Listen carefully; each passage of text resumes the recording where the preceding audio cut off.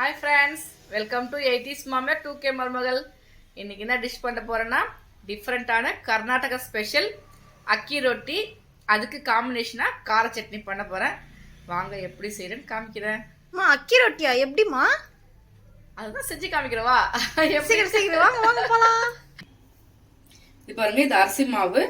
நான் அரிசி எப்பவுமே கழுவி உணர்த்தி வேக வச்சு ஆற வச்சிருவேன். அது வருஷமானாலும் கெடாது. அது எப்படி செய்யறது நான் செஞ்சு காமிக்கிறேன். இந்த அரிசி மாவுல கொழுக்கடை செய்யலாம், அக்கி ரொட்டி செய்யலாம், இடியாப்பம் செஞ்சுக்கலாம், புட்டு செஞ்சுக்கலாம், எல்லாமே செஞ்சுக்கலாம்.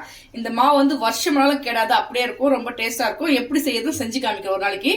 இப்போ இந்த அரிசி மாவு எடுத்துக்கிறேன். இதுக்கு இந்த அரிசி மாவுக்கு ஒரு 4 வெங்காயம் பொடியா கட் பண்ணி வச்சிருக்கேன், 10 பச்சை மிளகாய், கருவேப்பிலை, கொத்தமல்லி. இது எப்படி செய்யறது காமிக்கிறேன் வாங்க.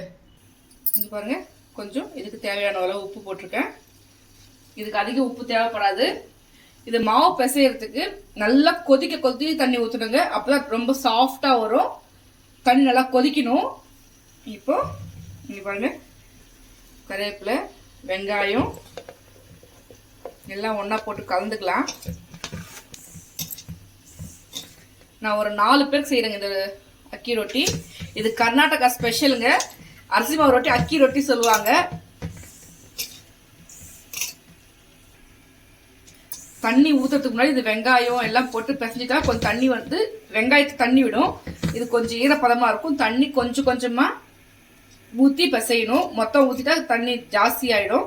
அதனால கொஞ்சம் கொஞ்சமா ஊத்தி பிசைஞ்சிக்கலாம். தண்ணி எவ்வளவு சூடா ஊத்துறோமோ அவ்வளோ சாஃப்டா வரும். இந்த அரிசி மாவு ரொட்டி அடை மாதிரிலாம் கெட்டியெல்லாம் வராது. இது மாதிரி நீ செஞ்சு பாருங்க, ரொம்ப சாஃப்டா பூ மாதிரி இருக்குங்க. பாருங்க, தண்ணி நல்லா கொதிச்சுட்டு இருக்குது. இன்னும் நல்லா கொதிக்கணுங்க. நல்லா பபிள்ஸ் வரும், நல்லா கொதிக்கிட்டோம். பாருங்க, நல்லா கொதிக்குது. இப்போ இந்த ஸ்டேஜ்ல எடுத்து ஊத்திக்கலாம். இதுல கொஞ்சம் சீரகம் கொஞ்சம் போட்டா இன்னும் சூப்பரா இருக்குங்க. சீரகம் ஃபிளேவர் ரொம்ப நல்லா இருக்கும் சாப்பிட்றப்ப. இந்த பாருங்க, தண்ணி கொஞ்சம் கொஞ்சமா விட்டு பிசையலாம். கை சுற்றும், கை போட்டு பிசையாதீங்க, கரண்டியில பிசைஞ்சுக்கோங்க. பாருங்க, கொஞ்சம் ஆறின பிறகு கை போட்டு மாவு பிசைற மாதிரி பிசைஞ்சு இந்த ஸ்டேஜ்ல கொஞ்சம் எண்ணெய் போட்டு மூடி ஒரு 1/2 hour ஊற வச்சிடலாம்.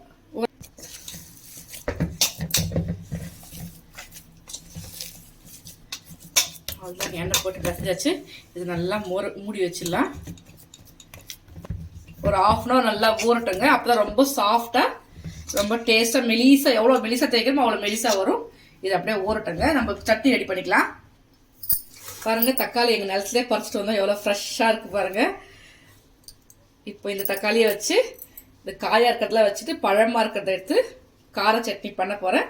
வாங்க எப்படி செய்து பார்க்கலாம். பாருங்க, கார சட்னிக்கு நான் ஒரு 4 தக்காளி கட் பண்ணி வச்சிருக்கேன். இந்த 4 தக்காளிக்கு நான் ஒரு 20 காஞ்ச மிளகாய் எடுத்து வச்சிருக்கேன். ஒரு லெமன் சைஸ்ல புளி. இவ்வளவுதாங்க. காரம் அதிகமா இருக்குன்னு யோசிக்காதீங்க. இந்த தக்காளியோட புளிப்பு, இந்த புளியோட புளிப்புக்கு இது காரம் கம்மியாயிடும். இதை போட்டு இப்போ நல்லா நைஸா அரைச்சிக்கலாம். இல்லைங்க, மிளகாய் ஊற வச்சு அரைச்சிருந்தா கொஞ்சம் நல்லா நைஸா மெசஞ்சிடும். நான் ஊற வைக்கல. உங்களுக்கு கொஞ்சம் ஒரு 5 நிமிஷத்துக்கு முன்னாடி ஊற வச்சுட்டு அப்புறம் அரைங்க. இல்லாட்டி ஃபர்ஸ்ட் மிளகாயை நல்லா பொடியை அரைச்சிட்டு அதுக்கப்புறம் கொஞ்சமா தக்காளி போட்டு அரைச்சிட்டு அதுக்கப்புறம் தக்காளி போட்டு அரைங்க, ரொம்ப நைஸ் ஆயிடும். பாருங்க, மிளகாயை மட்டும் அரைச்சிட்டு இப்போ இதுல தக்காளி கொஞ்சம் போட்டு நைஸா அரைச்சிக்கலாம். பாருங்க, நான் 4 தக்காளிக்கு 1 டீஸ்பூன் கல்லுப்பு போட்டுக்கிறேன். இதையும் இப்போ இதுலயே போட்டு அரைச்சிக்கலாம். பாருங்க, நல்லா அரைச்சிட்டு வந்தாச்சு. இது தண்ணி ஊத்தாதீங்க. தண்ணி விட்டா சொதன்னு ஆயிடும். தண்ணியெல்லாம் விடக்கூடாது. அப்படியே தக்காளி, காஞ்ச மிளகாய், புளி, உப்பு, அவ்வளவுதாங்க. இது அரைச்சிட்டு வந்தாச்சு. வதக்கெல்லாம் வதக்காதீங்க. எண்ணெய் நல்லா காய வச்சு தலைமையில நல்லா கொட்டி விட்டுருங்க. ரொம்ப செம்ம டேஸ்டா வரும். இப்போ செஞ்சு பார்க்கலாமா? பத்த வச்சுக்கலாம். இதுக்கு கொஞ்சம் எண்ணெய் கொஞ்சம் கூட விடணுங்க. இதுக்கு ஒரு 4 ஸ்பூன் எண்ணெய் விட்டுருக்கேன். கொஞ்சம் அதிகமா எண்ணெய் விட்டுருக்கேன்.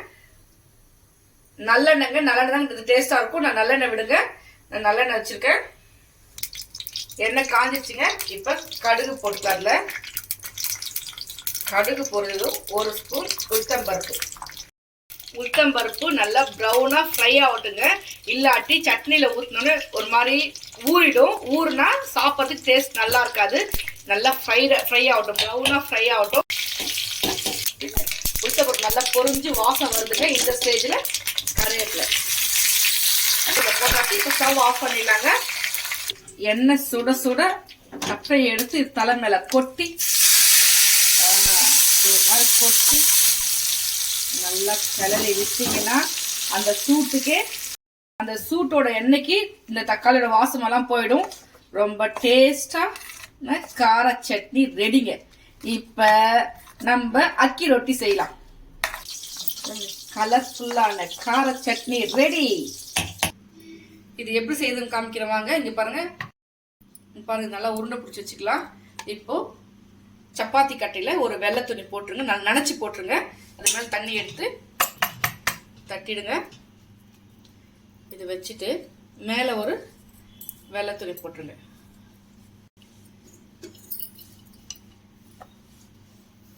பாருங்க இப்படி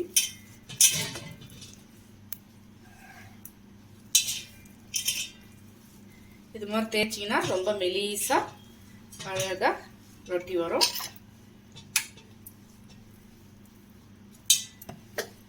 பாருங்க மெலிசா தேய்ச்சாச்சு. இப்போ மேலே இருக்கிற துணி எடுத்துடலாம். எடுத்துட்டு அதில் போட்டுடலாம் அப்படி. ஓகேங்களா? போட்டுட்டு இது பாருங்க இப்படி எடுத்தா அழகா வந்துடும். இது நீங்க பிளாஸ்டிக் கவர்லாம் தேய்ச்சிங்கன்னா இது மாதிரி ஒட்டிக்கோ நம்ம சூடுல போடுறப்ப. அதனால வெள்ளை துணியில இது மாதிரி போட்டுக்கோங்க. இப்போ லைட்டா எண்ணெய் விட்டுடலாம். நிறைய வேணாங்க, எண்ணெய் லைட்டா விட்டா போதும். பாருங்க ஒரு பக்கம் நல்லா வெந்துட்டு வருது, இந்த பக்கம் வந்து இப்போ இந்த ஸ்டேஜ் போட்டலாம். இந்த பக்கம் வெந்துருச்சு.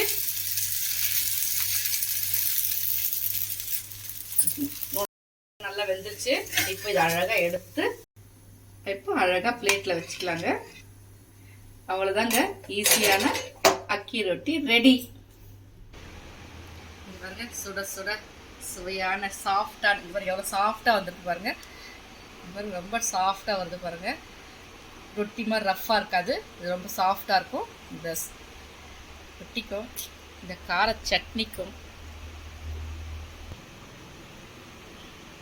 இந்த ரொட்டிக்கும் இந்த கார சட்னிக்கும் கேவலமா இருக்குங்க.